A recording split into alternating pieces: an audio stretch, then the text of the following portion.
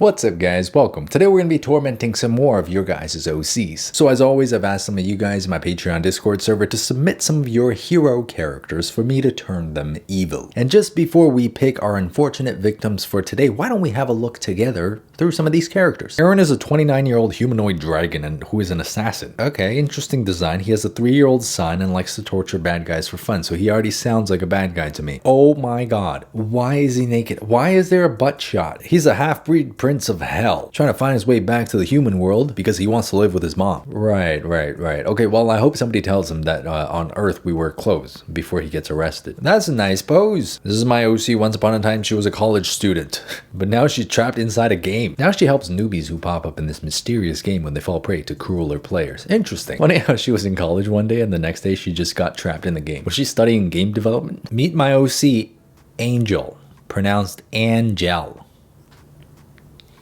Come on, brother. You know no one's calling you that. Angel. You know what? This is a cool character design. I love the outfit. I love the colors. I feel like everything's very coherent, very harmonious. Oh my goodness. This is Mariah, a 16-year-old girl who is a member of a watchmaker guild, an organization that safeguards the flow of time. She's a curious, intelligent, and playful character who is very knowledge-seeking. For her design, I gave her a magic clock wand.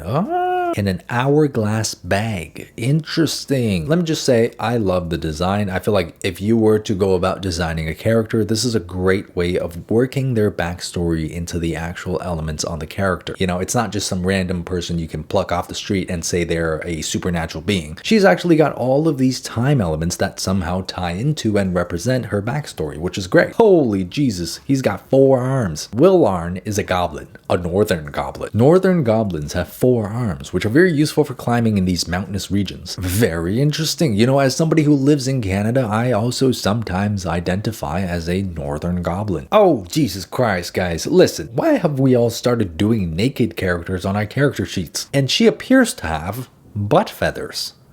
I guess we had to keep her naked because you wanted to show the butt feathers. Termina the alien dragon. She's an eld worm from a planet of life and nature. This is like when she asks you if you would still love her if she was a worm. She's a major diplomat on a planet entirely foreign from her own and was created by a titan with the sole purpose of loving even the unlovable. See, there we go. Ties right back into the theme of would you still love me if I was a worm? Oh, Jesus Christ. Oh my God. How does one acquire this build? Dude. What? Huh? What? Are you out of your mind? A young prodigy who lost his parents without other relatives, he got scooped up by a Yakuza branch family for his talents. Okay. His only fault being on the scale of autism.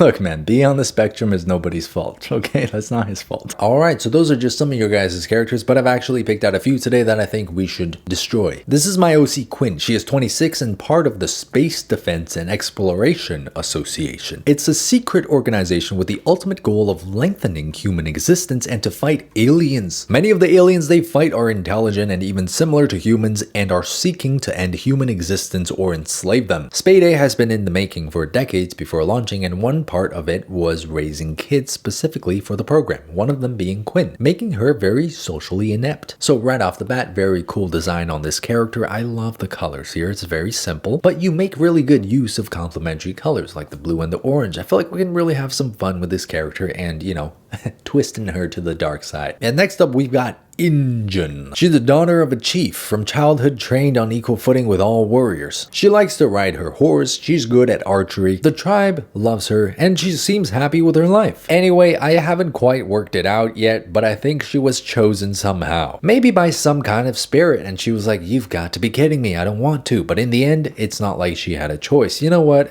You haven't worked it out, I'm gonna work it out for you. Injun. Poor Injun. It's over for you.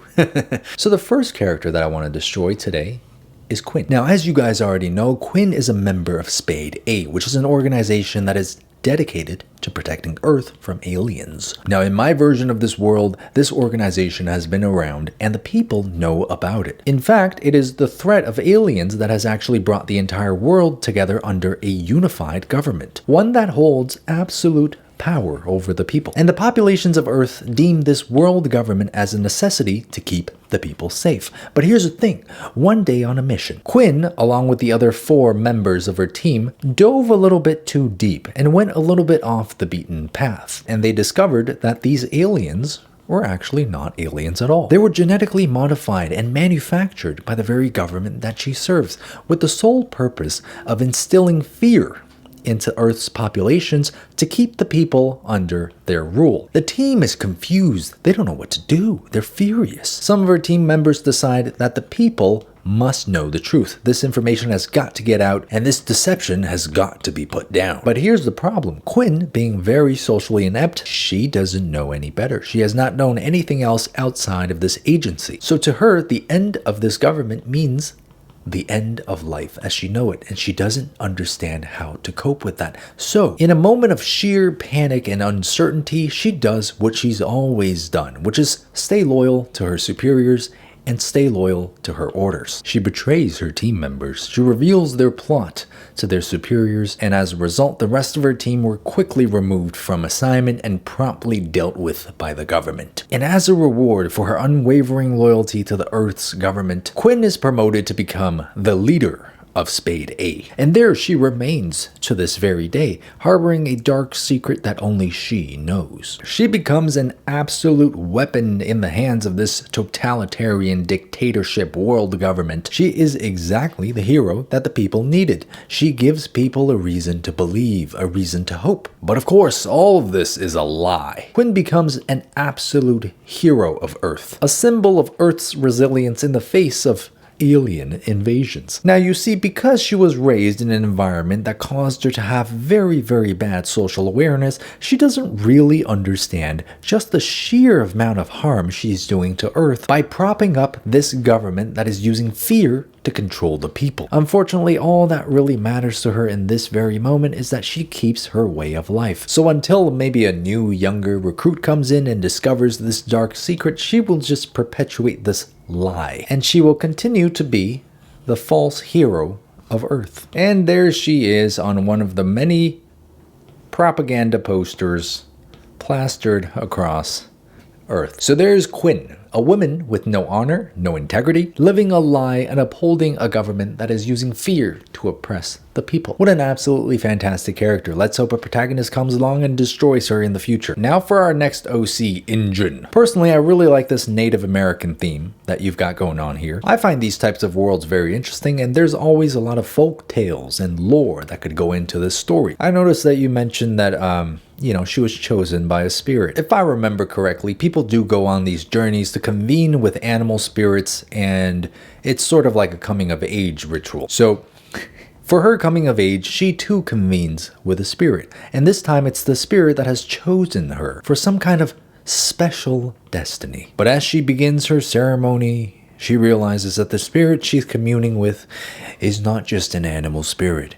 It's the spirit of the Wendigo. It's a greedy, gluttonous, cannibalistic, and insatiable spirit. But by the time she realizes that the communion must stop, it's already too late. Her father, the chief of the tribe, sees the dire situation and does all he can to stop the communing ceremony. He says, "No, evil spirit, you will not have my daughter." The spirit in response takes off his head, and that is what she's holding right here. Now the evil Wendigo spirit, armed with the body of Injun, who's had years and years of warrior training, now along with these supernatural abilities, it becomes absolutely unstoppable. Driven by an insatiable bloodlust, the spirit commands her body and slaughters her entire tribe. Not only are they ripped up and destroyed in the most gruesome ways, they're also consumed. Absolutely no one from her tribe was left alive, not even the women, not the children. And that's not even the worst part. The worst part is Injun was conscious for all of it. In this case, just because she got possessed by an evil spirit doesn't mean her mind is gone completely. She just doesn't have control over her body anymore. So not only did she have to go through falling prey to an evil spirit,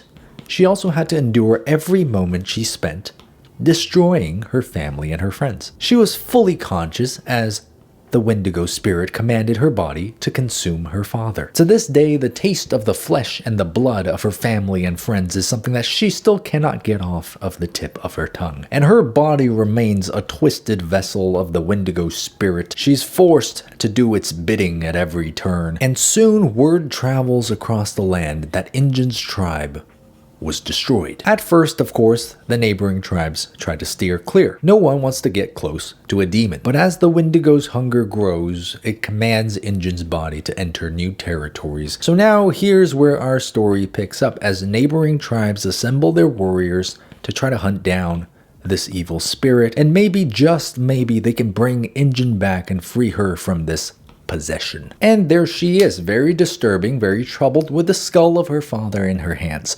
Fantastic. Anyways, guys, let me know which villain is your favorite. Is it the traitor and liar Quinn, or is it the helpless, vile, human-eating Injun? I'll leave that up to you guys, but I think we did some real damage today. This is good. Absolutely fantastic. I'm proud of this. And if you guys want to see more art-related content, subscribe to my channel. Go check out my Patreon if you want to see monthly tutorials to draw like me. And I'll see you guys on the next video. Oh, wait a minute. What the heck? Did I not finish the tea? Did I? What? No way. Did I undo that?